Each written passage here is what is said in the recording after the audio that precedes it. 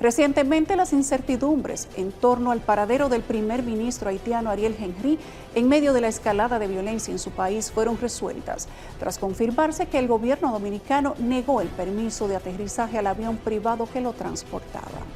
Horas antes de este hecho, medios haitianos informaron que Ariel Henry, cuyo mandato es interino, había intentado regresar a Haití, pero se lo impidieron los actos de violencia de bandas criminales en los aeropuertos y la cancelación de vuelos.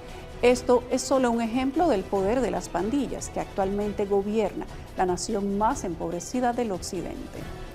Más detalles esta noche en nuestra radiografía a las pandillas haitianas y la crisis de este momento.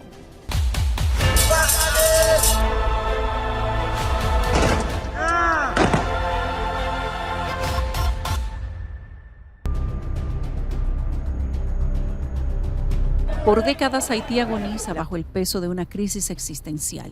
El país se encuentra paralizado y sumido en un caos profundo, esta vez como nunca antes desde la muerte del presidente Jovenel Moïse.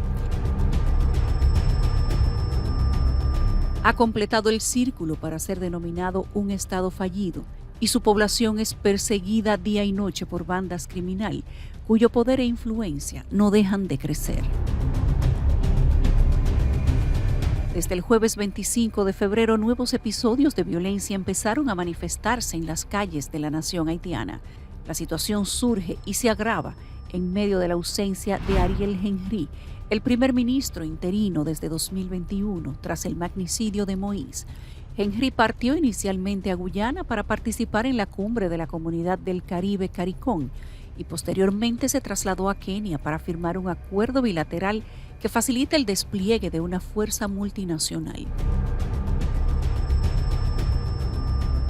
El sábado 2 de marzo, luego de concretizar el acuerdo con las autoridades kenianas, Henry abandonó Kenia y desde entonces no se tenía noticia de su paradero, hasta este martes 5 de marzo, cuando intentó regresar a su país, pero no fue posible y el avión tuvo que ser desviado a Puerto Rico debido a los actos de violencia de las bandas en su país que no permitían el aterrizaje, razón por la que se habría pedido permiso para aterrizar en suelo dominicano y no fue permitido.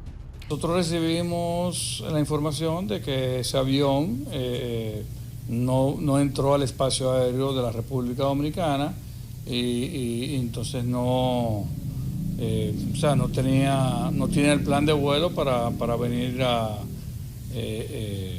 hacia nosotros. Esa aeronave, tengo entendido que sí, que aterrizó fue en San Juan, Puerto Rico, y de ahí ya no sabemos qué más va a ocurrir.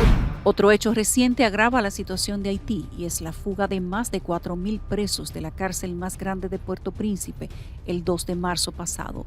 Bandas criminales asaltaron la prisión, facilitando el escape del 97% de los reclusos.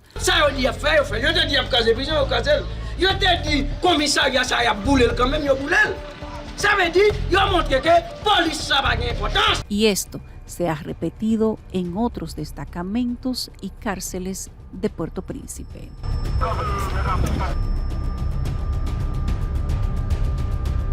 El último golpe fue a un destacamento de Jacmel.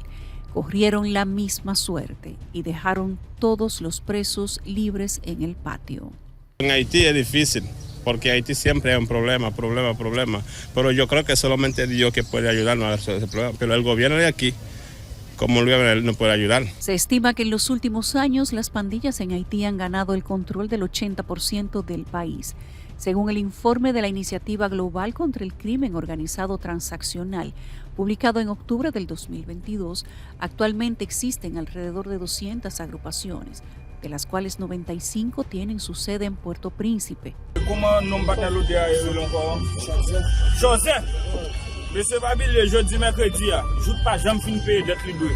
¿Qué sabemos de estas bandas? Entre 1957 y 1971, durante la dictadura de François Duvalier Papadoc, según un informe de la ONU, se registró la existencia de bandas en Haití, destacando especialmente los célebres Tonton Macoutes. Durante más de 3 décadas, los Tonton Macoutes, conocidos como los hombres del saco de Haití, utilizaron el terror como principal arma para apoyar el régimen dictatorial de la familia Duvalier. La caída de la dictadura no llevó automáticamente a la desaparición de estas estructuras violentas. En lugar de ello, se produjo un vacío de poder que fue llenado por diversas facciones, incluyendo pandillas y grupos armados. En la década del 90 se formó el FRAP, el Frente Revolucionario Armado por el Progreso de Haití, un grupo paramilitar acusado de cometer violaciones de derechos humanos y de tener vínculos con las Fuerzas Armadas haitianas. La época estuvo marcada por golpes de Estado, disturbios y conflictos internos.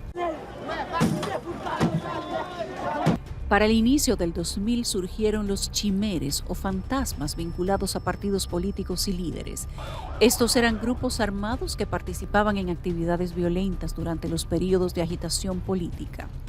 Para esa misma época también surgieron otros grupos paramilitares, por ejemplo, los Rebelión Artibonite, que participaron en la violencia durante el conflicto político del 2004, contribuyendo a la caída del presidente Jean-Bertrand Aristide, y el Basé Bocot, los BBK, operando principalmente en áreas urbanas como Cité Soleil. Estos grupos armados, vinculados a la falta de servicios gubernamentales y a la pobreza, controlaban territorios específicos y participaban en actividades ilegales.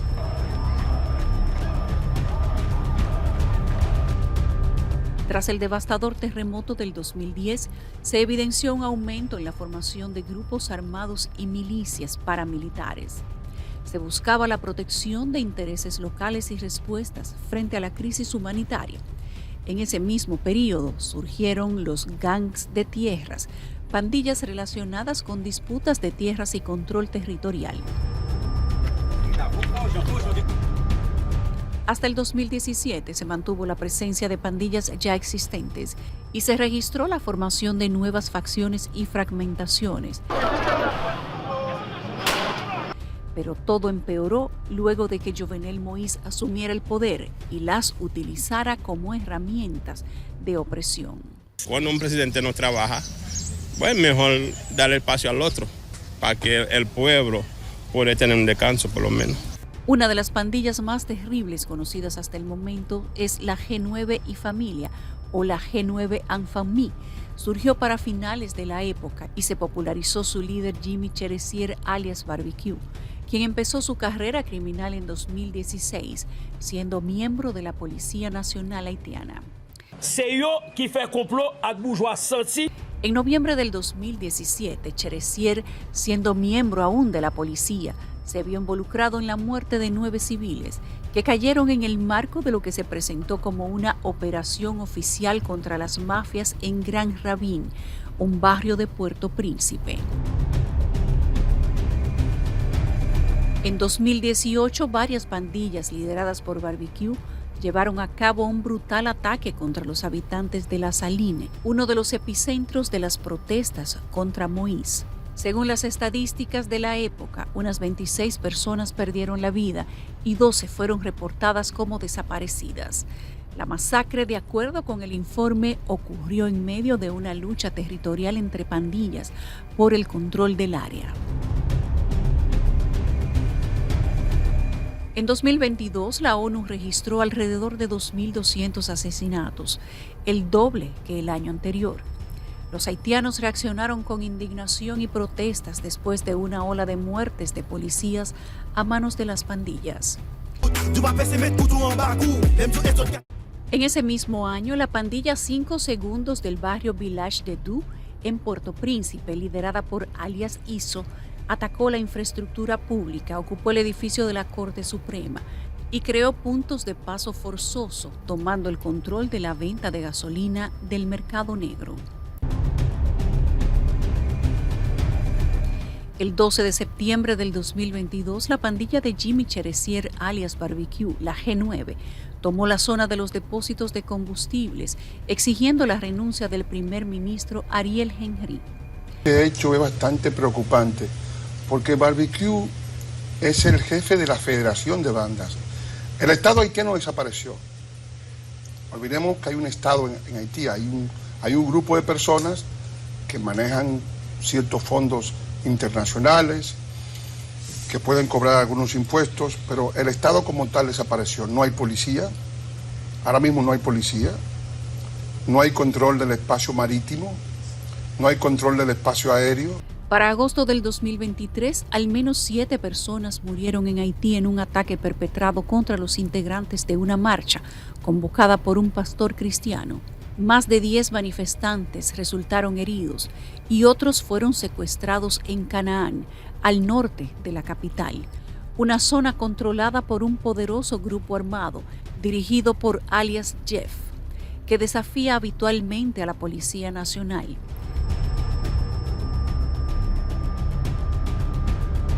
Hasta el momento, la crisis de Haití no es distinta. Sumida en un clima de violencia constante, extrema seguridad y convulsión política permanente. Si Ariel Henry pas démissionné, si la communauté internationale continue à supporter Ariel Henry, il a mené nous directement dans une guerre civile et qui a débouché sur un génocide.